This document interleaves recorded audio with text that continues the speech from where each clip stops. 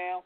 Off the Cuff Radio, sponsored by Buddy Boy Entertainment, sponsored by Core Financial, Jesse's Boutiques, Da Vinci Leveled Up, and man, we got a fire show going down tonight, man. Those two tracks I've just played, titled That Away and How You Love That, is from this guest's latest mixtape titled Bulletproof Soul, and he's on the line with us right now to talk about it, let us know his story, and where he going in 2021. So without further ado, let's bring on my boss Hussien, y'all. What's up now, man? What's up? What's up? What's going on with you, brother, man? How you living out there, man? Grinding and staying above water, you know what I mean? Yeah, man. Everybody doing more of the same. Now, before we go on with the interview, man, we want to first of all put everybody up to speed with the people that's currently following you and your movement and your grind. And you finally dropped the Bulletproof Soul Mixtape. You care to tell us about that to keep your current fans up to speed?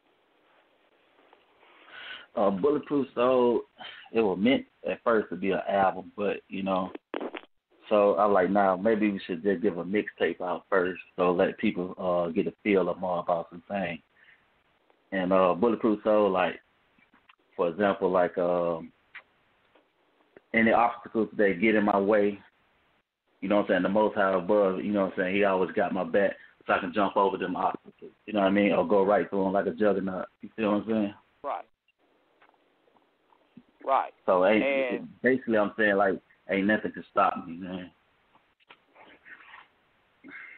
Yeah, man, because the concept alone looked pretty dope, because one thing we tell people is the visuals is what draws people to the product, and the cover alone looked dope. So the way I looked at it, I was like, man, this is dope shit right here, man. And how have the fans responded to it so far?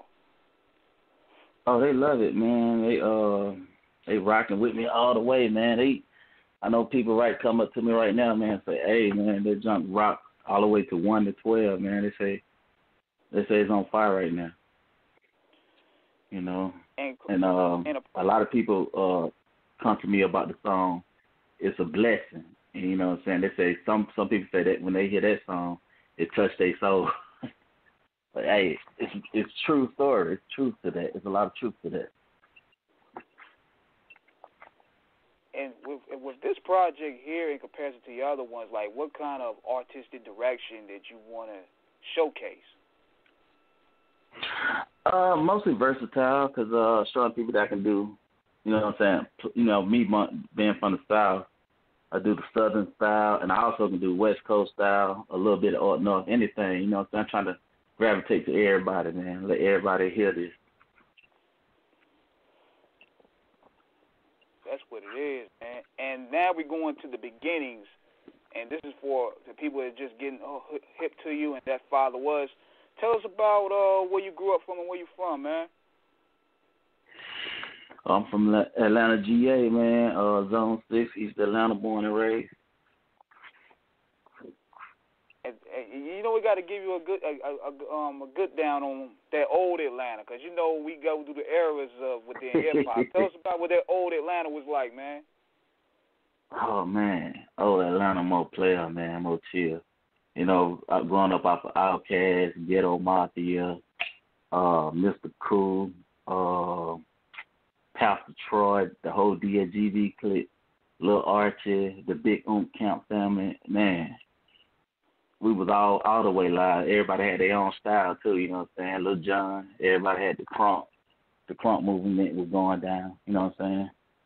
Bone Crusher. So that's what era of Atlanta I came from right there. Yeah, the old Atlanta, it was more like a mixed pot of gumbo, because it also showed that Atlanta also had MCs as well, because everybody looked at the West Coast and everybody looked at the East Coast as if they were the prime areas of, you know, MCing, but you guys came out and y'all showed that y'all had bars as well. True. Especially with CeeLo Green. You know, a lot of people don't talk about CeeLo Green bars, man. He's a phenomenal rapper when it comes to bars.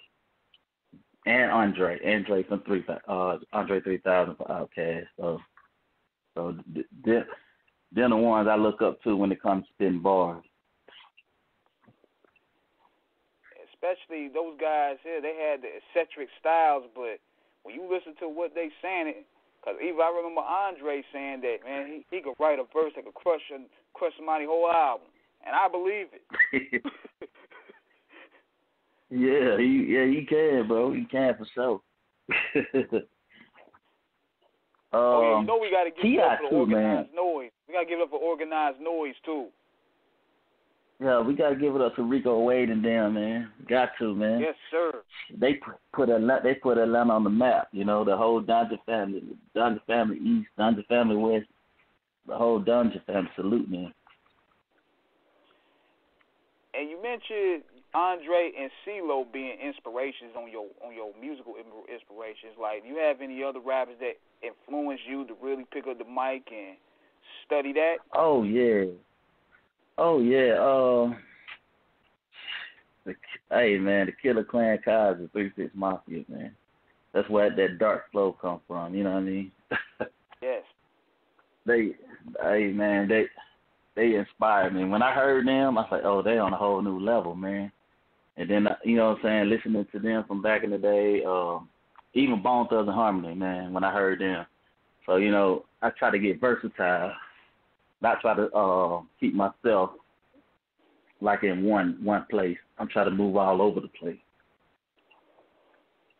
Yeah, I could tell styles-wise that they was a heavy influence because what was dope about those groups is that they also incorporated melody into their shit, and that's what really made it more, like, catchier.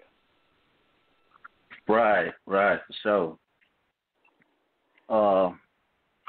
My top favorite members from the 3-6 camp was Scanman. It was Lord Infamous and Koopstanik. They were my three favorites. And we talked about, and you know, we had big shout out to T-Rock. We talked about the influence of Lord Infamous and the impact that he had in the South, man. And he pretty much pioneered a lot of these new flows that you hear from these young guys. True. That's a fact. And going back to you, like, what made you choose the stage name Mob Boss Hussien? At first, my name was just Mob Boss. Hussein came from my partner, man, my partner Snake Hussein.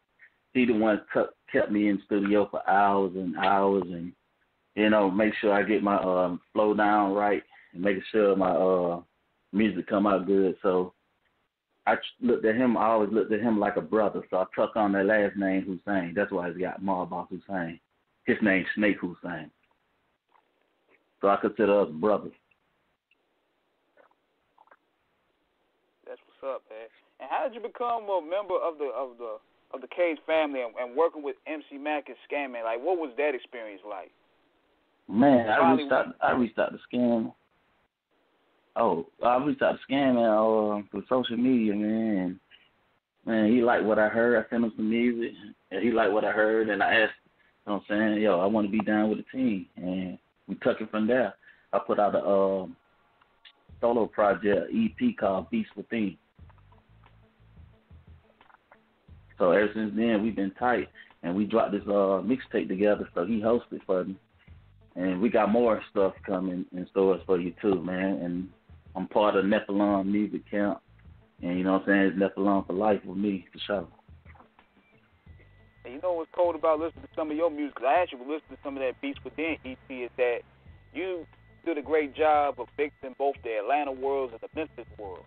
And you really get to hear that classic era being resurrected again. You know what I'm saying? Right. Man, I think that's what makes me different because, you know, I'm influenced by that Memphis rap, and I'm influenced also from my city, Atlanta. But also Houston too, because I listen to a lot of Houston rappers too. So it's a lot of influence in Houston in there. So that's why I got that. I came up with this thing called HAM, right? And it stands for Houston, Atlanta, Memphis. You know what I'm saying? So like when they say we going ham, we're going to Houston, Atlanta, Memphis, because that's basically where my style traits came from. You hear that, y'all? We ain't talking about the ham you get from the store. We talk about Houston, Atlanta, Memphis. We had a repeater for them. Houston, Atlanta, Memphis, going ham. You know what I'm talking about? Houston now, the artist that influenced me in Houston was Scarface, Ghetto Boys, and Fifth Ward Boy. And I like Zero, Trey, my boy Trey, and what them boys' name, man? Street Military. They influenced the hell out of me. And you know what was cold about back then, though, man? It was like none of these acts sounded identical to one another. Everybody had their own style. That's what made that era so special. Right, it did, man. Everybody had their own style. Everybody had their own flow. And then people, they know how to use their vocals like as an instrument. You know what I mean? Yeah. You got to use your vocals as an instrument, man. That's what makes you stand out. And I think what happens, too, is there's still a lot of great music coming from this era. We never want to, undercut the modern era. But it seems like also the difference between this era and the era that I listened to when you came from is that y'all also studied the greats. And y'all held the greats as a high regard to where y'all using that influence. Like, you hear the sampling.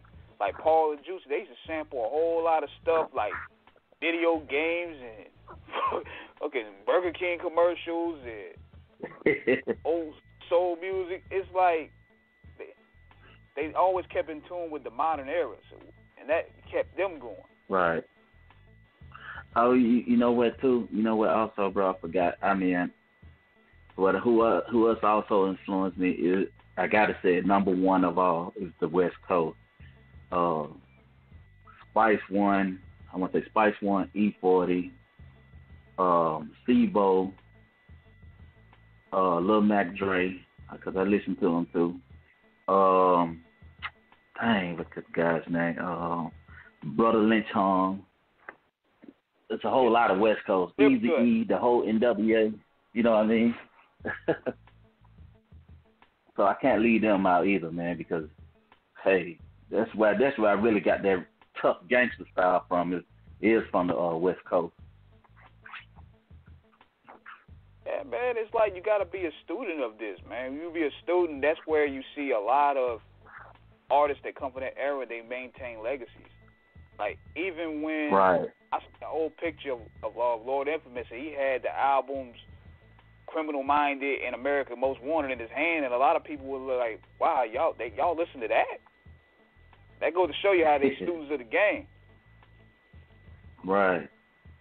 Man, Lord Infamous was just a hell of a, he was a beast, man. He was just something that, you know what I mean, just came out of nowhere. Then people heard, you get hypnotized to the flow. His flow is hypnotized. I guess that's why they call it hypnotized mind, because they hypnotize you. And once they got you, man, you're a fan for life. You ain't lying, man. I mean, that's just like the Memphis style anyway. It's just like they drum patterns and they samples and the way they layered the production. It can't help but to just draw you. Oh, yeah, DJ Squeaky, Motel Monsters, man. Yeah, I used to bump them.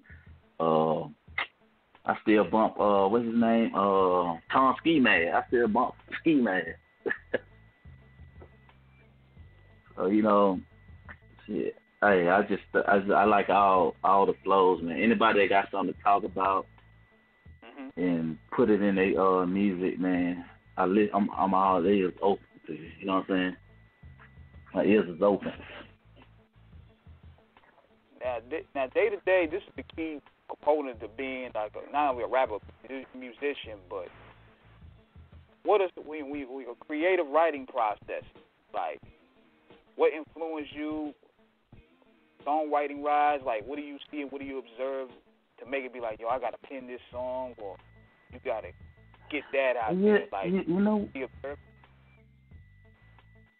know what? Songwriting wise, I don't know. You know what? It'd be the beat, man. It'd be the track for me, because when I listen to the track, I listen to it carefully because sometimes the track is like, to me, the track is telling the story itself.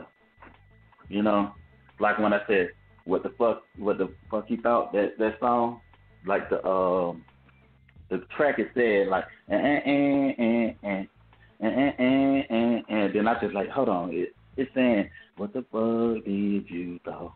What the fuck did you gotta learn how to read that? You know what I'm saying? You gotta learn how to read the track. That's the most important thing. You can come up with a hit by reading the track itself. Yes, that's what I feel, you know. Genius mind. So you go in there basically, you don't write any ball. You just go in there just based off hearing the beat and just lay it down like that. Well, okay, what I do when just say someone send me a track, I listen to it. I just listen to it over and over, and then whatever I think the track's saying or something, I just write to it. I write to it just like that. That's how I come up, like with Doubt Away. Like, go doubt away, way. That's what the track's saying, you know. To me, you know. So and it end up sounding good. You know, I don't have the songs already written out. I get the track, listen to the track, study the track, and then I write my flows to it. Now, this is the question I want to shoot to you too, man. And you being an artist, and we want to let people know the importance of having your music mixed properly. Because there's a lot of hit songs that come out there, or potential hit songs, but they mixing just trash, man. Like, it got to be sonically crisp. Oh, man, it's all about the engineer you work with, man. And it's all about taking your time, man, because one time I spent like $400 and I recorded one song, and I was finished like in 30 minutes, probably less than 30 minutes, finished recording. The rest of the hours I had left, I let him mix and master. Sometimes you got to do a song one by one. Yeah, a lot of people like to rush and go like do 2 songs and 3 songs, and they don't come out like nothing. So you can get that quality, you know. Just I suggest you just record that one song, and how many ever hours that you got left, let them mix and master for the rest of them hours.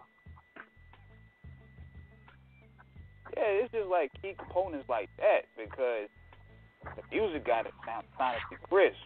Because you don't want to just put it in your whip, and next thing you know, the beat's all dragging. And the beat got to be mixed too. The beat got to be mixed right too. The beat can't be you can't have no bull beat. Yeah, you can't have no jiving beat, man. Your beat got to be mixed right. Especially in the South, man, because the South is basically car culture, and you got to have your stuff already mapped out and ready for the whip. Because they can get away with it up north, because, you know, it's Waltman music. You know what I'm saying? They can get away with it up north. Down here, nah. Oh, man, you got to, the South, you got to have them 808. You got to have that same thing, man. And also, like I said, also depends on your engineer, man. If you ain't paying that much money, this is how I feel. If you ain't paying that much money, man, they gonna put less into your mixing and mastering. That's how some people is, man. The game real though, so choose carefully who you want to mix and master your music. Man, we know we living in a new era, a new modern era. Gone are the days of where we used to literally hit the block and slang CDs out the trunk of the car, and now everything became digital. Now, which effect are you feeling? You like it being digital, or you like it how you just, hit the block and sell it from out of mom and pop stores, out the trunk? Well, I like the digital now. I mean, the selling out the moms and pop stores and out the trunk is cool, but this era, people don't even want to buy CDs. You know, people don't even want free CDs. I had a partner that went to Atlanta he was giving out free CDs, and people like, I don't want that. But he's like, but the CD free. I'm not trying to sell it to you. Oh, I don't want it. So you really got to hit these people digital now. Some people some people do ask for CD hard copies. Some people do ask for hard copies because they collect hard copies, the collectors. But majority, they want digital. Yeah, you got to move with the times, you know what I'm saying? Because you're going to have some cats, they still trying to come with the cassette tape, and you're going to look like a dinosaur out there, you know what I mean? Right. See, those for the collectors, you know what I mean? Those for the people who like to collect. You know, it's cool to get something for them, too, have something on standby for those. I got a lot of people I know that when that Bulletproof Soul came out, they asked for the hard copy. Like, I want a hard copy and I want an autograph, you know. I said, I got to check if we make some hard copies for you, dude. Yeah. Still gotta hit the CD makers. Right. Gotta hit those folks up and let them know, hey, we got. I'm still in business because, man, they took a hit during the past 2 years. Yeah. A lot of them did, man. A lot of them closed shop. But everything has a pro and a con. Yo, go ahead. I remember I used to buy CDs out of Sam Goody's back in the day, man. I used to go to Sam Goody's and rack up on CDs because I was a CD collector too, man. But they closed Sam Goody. Then I started going to FYE, and they closed FYE. Then I found out everything going digital. So I started buying music from the net. Right. And you know, there's the pros and the cons of that, though, because even with the net, it cuts a lot of costs because you don't want to press up 10,000 CDs and you only sell 300. Yeah, true. That's a waste of money. You ain't really. I don't think you ain't really making your money back. You know. Yeah, because sometimes I'm saying that's a waste of money because you ain't really making your money back. Not at all. And you can tell them too, like, man, look, this ain't 1998, bro. What you doing with all these CDs, kid? Hey, I got some partners now, man. Talk about oh man, I don't got no CD player no more, man. Only thing I got is my computer in my car, man. Just get the link. I need the what do you call it, flash drive. I got my music on the flash drive. I said, a flash drive. He said, yeah. He said, all my music on a flash drive. I don't need no CDs no more. I said, okay, cool. But that's you know cool. You know what I'm saying? So you know what makes I ain't mean to cut you off, man, but I had to ask this question here because it just got shot to me.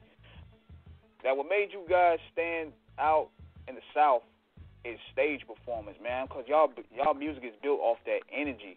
Do you care to tell the importance behind having a solid stage performance? Man, that stage performance is, when you get on stage, man, you just got to know what you call the rec shop, man. You got to get the people crunk. You got to have that energy because people feed off your energy. I mean, you know what I'm saying? You got to, if you want to make the crowd move, man. If you want to be bored, you just stand in one spot and rap. But no, you want to get the crowd moving. They get on stage and start moving around because you got to have the energy. You got to know that you're gonna move somebody. You know, you got to have that persona about you. The South, like even here in Houston, Texas, I've been to some shows, man, and they crunk down here. You know, they say Houston, Texas always laid back. Nah, man, they crunk when they on stage. They crunk. They get the crowd moving and everything. Man, you ain't gonna never go to no laid back show in the South. We just tell anybody that. Nah, ain't gonna never be no laid back show. the music in the car be laid back, but the performance is a different thing. The performance is a different thing. They shock the heck out. Yeah, I mean, that's why some people, I'm like, if you go into a show, like let's say hypothetically, for example, you got Bone Crush, you got Killer Mike, you got David Banner, Oh, you got man. T.I., you got all them. You ain't coming in there with no slacks and a button up. Nah. You better come ready with it, man. You can't come over here buttoned up. No, you better not go in there dressed like New Edition.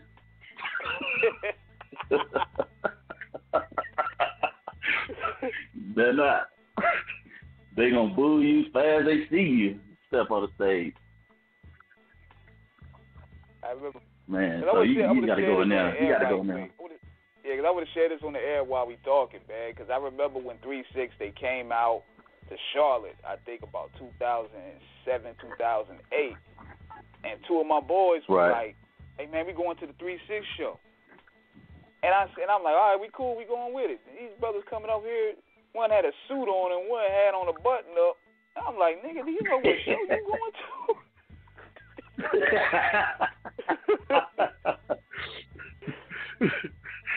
Yeah, man, you can't go out there like that, man. Yeah, man. You can't go like that. The button up going on and the 3-piece. I'm like, yo, we going up the 3-6 Mafia. They're gonna be mosh pitting up in that bitch. Man, we had a show like that in Atlanta once before. The guy got up there dressed up with a shirt button all the way to the top and stuff. My homeboy said, "Hey, you had the wrong show, ain't you?" He said, Snoop. He said, Lovely J's is right down the street. Lovely J's right down the street. I said, nah, man. They were like, man, we ain't you looking for some jazz or you looking to get crunk? Which one of the two?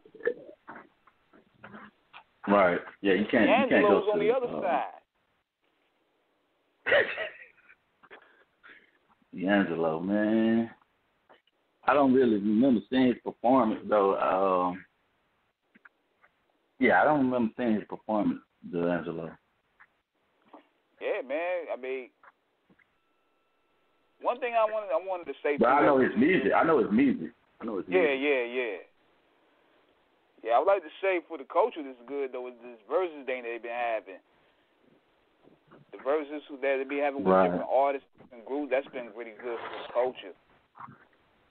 And we still wait to see a good matchup there. I like to see MC Mac had a good versus a while back. I like to see more of the South. Right, man. I don't know who I like to see, man. Oh man, let me see. It's hard to tell. It's a lot of competitors out there. I wanted to see Jeezy versus T.I. instead of Jeezy versus Gucci, man, because both of them talk like a motherfucker. So I would like to see T.I. and Jeezy. Told him, nah, I'm gonna go against Gucci.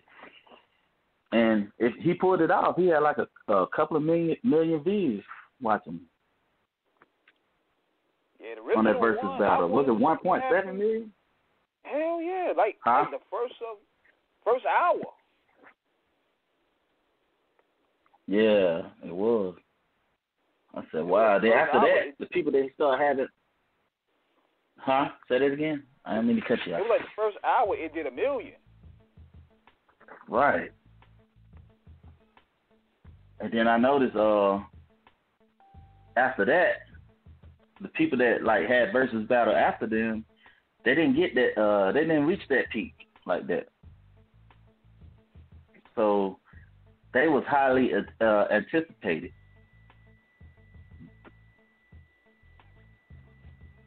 Go Wide Jesus, though, because they had a lot of. Yeah, another one of the originals. I just read this too. It said that it was supposed to be Bone Thugs. I mean, it was supposed to be Crazy Bone versus DJ Paul, but that got canceled for something. I would love to see that. Big. I would love to see that. I think they can get 1 million some views too. Because of the controversial history that they had, you know what I'm saying? So I think they can hit 1 million if they do it.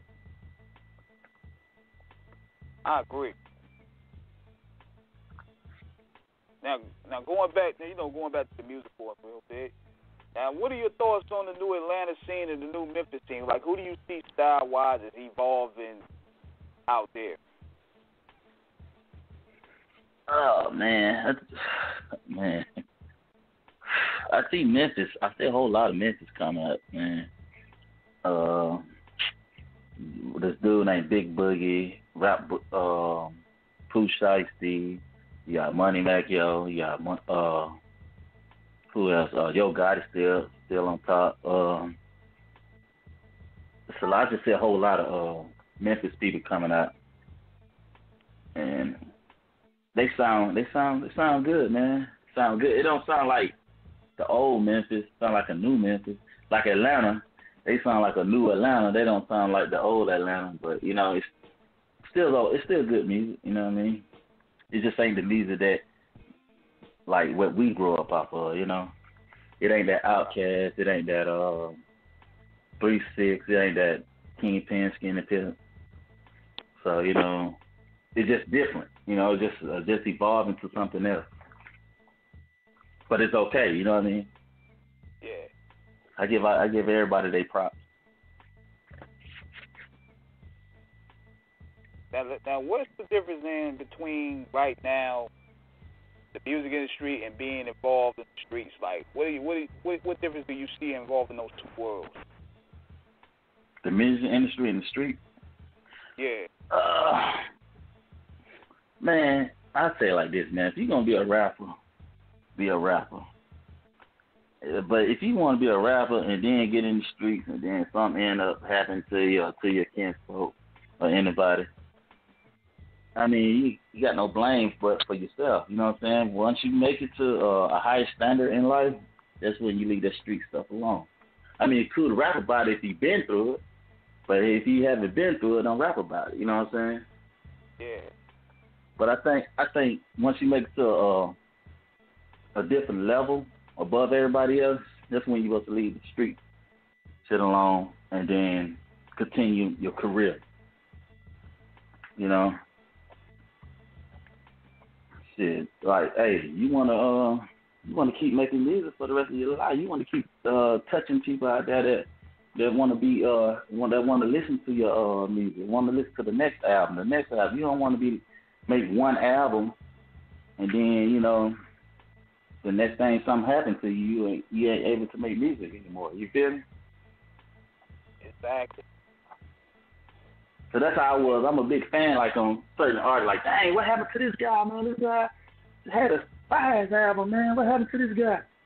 You know, then something bad happened to the guy, you know? So you ain't going to be able to hear that guy's music no more, or in a while, you know? Exactly. And then usually when you get caught up in these cases, on you be locked away for so long. Some do it, some don't. But when you come back, some people don't. Album don't be strong as the first one because you've been gone for so long. You be rusty. You feel me? Some people do come out with the hardest album when they get out. You know. Yeah, sometimes. Sometimes the bad thing about them being locked up is when they get locked up for so long, the game changes, and sometimes when they get out, even their flow change, their style change. Right, and that's terrible, man. You're like, man, that guy don't even sound like his first album, man. Yeah, like it's very rare you have a Tupac situation because Pac came out strong, but a lot of these guys, he did. So. Mhm. A lot of these then they guys, come back out and they come out, they whole flow gone, and you like, damn. Forgot how to rap. Yeah, it's true though, man. But you know, most of these guys got ghostwriters, you know, and you know, the ghostwriters don't mess with them no more. They got to find other ghostwriters. That's fact. Now, you know what happens, too, man, and this is what I observed for a while, because you know what I like to do, when we do it off the cuff radio, we love giving the people that are on the come up that light. We love giving the underground that love. Now, right. Has this ever happened to y'all to where y'all had mainstream acts, like, literally bite y'all styles and lines and all that stuff and don't want to give credit? Man, I hear a lot of that. Man. Like, I know people like, for now, somebody going through something now, and they came up with a whole compilation CD. And I don't want to say no name, but this particular artist is already out there. He took the whole style from the CD cover and even some of the music. And then he didn't give no props to them or anything. So I ain't gonna speak on it, but I know. I ain't gonna say his name, but I know I'm gonna speak on it. I'm gonna speak on it, but I ain't gonna say his name. Correct myself. Man, that's what's been happening, man, because these guys, they get in their third album or their fourth album, they get that creative dry spell, and they start looking at the underground and like, all right, I want to pick him. I'm going to use a couple bars from him. Right. I'm going to use a piece from him. Nobody going to know. We just going to cut the producer a check. Nobody going to find out. So a lot of rappers, they overuse themselves, man. They be on everybody mixtape. They be on everybody album. They drop about 5 or 6 mixtapes. And they be, you know what I'm saying, don't be, they out there so much that people get tired of hearing them. You know, I'm like, oh, man. Sometimes you got to do like 8 Ball MJG, man. Do a song or probably one mixtape and just probably like disappear for like 6 months. Then come back and hit them with something strong. I think what happened with that is their bases are just not secure. Because, see, 8 Ball MJG, they can do that because they solidified. Like, they base going to cop regardless. But a lot of these new dudes, they depend on the pop base. And they fickle. But you know what, though? It's also, like I said, it's still a different generation. And like I said, maybe the new generation like hearing from them back to back, you know? So everything is different. That's a whole different vibe. The vibe not the same like back in the day. Yeah, it's more fast-paced when it comes to marketing and putting out singles because you will be lost in the shuffle in a year. Like, the game moves so quick. True. And they be like, damn, they just dropped something 6 months ago. And they look at them like, damn, he ain't dropping nothing else. He fell off. Yeah, that's what PC they mind up. See, they mind be wondering. When you make people mind wonder, it's a good thing, it's a bad thing, because they be like, oh man, I ain't heard from him in a long time. Is he gonna drop something? Next thing you know, this dude drop a major hit. Come back strong with it. You know what I'm saying? That's how you know that you're gonna have people anticipating your album. Like, oh man, he came out with another one. I gotta go get it. I gotta download it. I gotta stream it right now. You know, it catches people attention. It's like a mind game. You know, you really playing with people's minds when you do stuff like that. Because you're making people wonder. Like, dang, he just gone and he ain't dropped nothing. I've been anticipating on his new album for like 8 months, and he ain't came out yet. And next thing you know, he dropped a big single, a hit single. Everybody loved it. And then his money go up, and his views go up. You feel me? Then the marketing go up too. They call him the comeback kid and all this stuff. But then you know what though? He's not completely gone because he's still doing shows, so you still got to be on the road. You know what I'm saying? Pleasing your fans somehow. You still got to be on the road doing shows, you know, and networking. So he ain't completely gone. It's just that he ain't come out with nothing new yet. Yeah, that's the basic. And they get people mind wondering. Huh? Cause we live in that time today, man, where news gets old quick. Like, remember how last year around this time, I believe, they were talking about August Alsina, Will Smith, and all that. That's old news like a mug. Yeah, it came old real quick. Don't even talk about that no more. Man, the news get old these days. Man, everything, man. It's like we're in a fast-paced generation, man. This is, you know what I'm saying? We just got to keep up with it because I'm from a fast-paced city. Atlanta is a fast-paced city. I mean, everything hustle.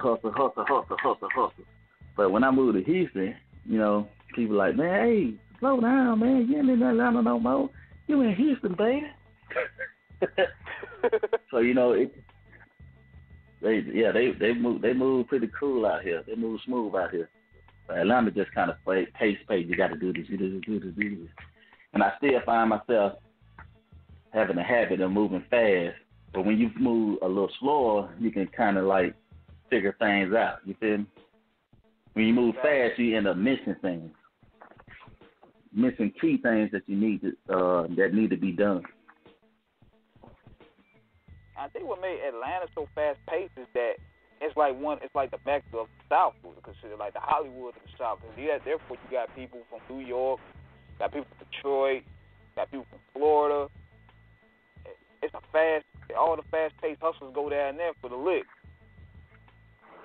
Right. Man, person talk you out your money quick if you ain't careful. Especially them OGs. Yeah.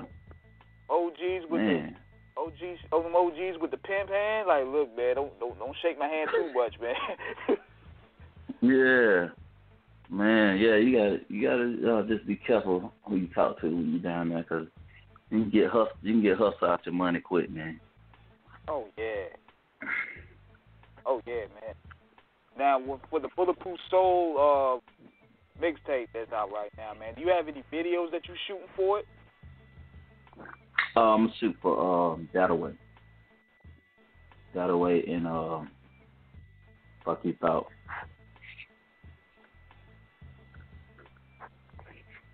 And have you ever? And one more question: have you ever considered getting into films? Getting into it, like far as like directing far as like me filming my. Yeah, like directing. I thought about it. You know what I'm saying? I thought about it. I even I was doing a little acting with my cousin. We shot a little scenes and stuff like that. So I've been trying to get my hands into everything, man. Yeah, cause I think everything that's gonna make money and build up an empire. Man, yeah. What we need right now, this is what we need at this point. We need this era's I'm About It, or this era's I'm Choices. We need one of those films right now. Hey, you know what? You're right, man. Because that right there, man. That's what this. Like you said, that's what we need, man. So this generation, like, have a movie they can remember at all times. So, like, we remember what the Block is on Hot. What's that the name of it for the Hot Boys? Yeah, Baller Block. They had that little. Yeah, Baller Block, and then they had the Master P. I Got the Hook Up. Yeah, we need some stuff like that. It's memorable to us, because we were there during that age. But they need something like that too for their age. That's memorable. So yeah, I'm willing to get into little films too, man. Yeah, ain't nothing wrong with that. Yeah, we need that feeling back, bro. I mean, I feel you guys, y'all can put that thing together, man. Get Spike Lee to throw a dub up there, and make that thing happen. Yeah, get Spike Lee. Yep. Hey, he's legendary. Tell Spike Lee to come to Memphis, man, and to Georgia. Let them know what it is, because the Brooklyn cats ain't come up there. The Brooklyn cats never came and did no movies out here yet. They need to come out here. Right. They sure haven't, man. They stuck to their own world, They just need to come down south and see how the South is, And if we got actors, we got plenty of potential in the South, Yeah, them independent films, they used to get things going, bro. Right. And yeah, I think we have a Spike Lee down south, man. Yeah, that'd be pretty dope. You come down here and come to the A, come to Memphis, or come to Houston, and do a little show out here, man. Start a movement out here. Yeah, open up. Do the right thing, part 2. Exactly, the Southern version. The Southern version. Do the right thing too. Yeah. So man, yeah. We about to wrap this hour up, man. You have any shout outs you want to give out, bro? Yes, sir. Hey, man, I would like to shout out the whole Nephilim family. I would like to shout out Scan Man, Total Chaos, David Lee, the whole Deep Groove family name, and my girl Jessica. So, you know, yeah, I shout out the whole world, man. Anybody that's down with us, man, I want to give a shout out to you. Too many of y'all to name, but shout out to everybody. Oh, Honcho 6 and Don Blow. Can't forget about y'all either. Yeah, drop that Instagram information and Facebook information where people can find you so people can check out your music. You can find me on Instagram at mob/boss/Hussien. And at the Instagram. Facebook is just Mob Boss Hussien Facebook. And you check out my music on Spotify. And you check out my music on iTunes. All platforms available. There you have it, man. And we're going to keep this bird soaring in the sky, man. So anytime you're welcome to come on back, feel free. You can bring the team with you as well. We can have another takeover show like we did last year, and we can make it happen. So let's make it happen, brother. Nothing long for life. No doubt, man. We might have to I still might pitch that Spike Lee role, man. Tell him to come out here, son. Hey, yeah, pitch that role. For sure. I'm down for it. Most deaf, bro. But yeah, man, all right, peace. We'll definitely holler at you, man. We're going to keep in touch. All right, peace.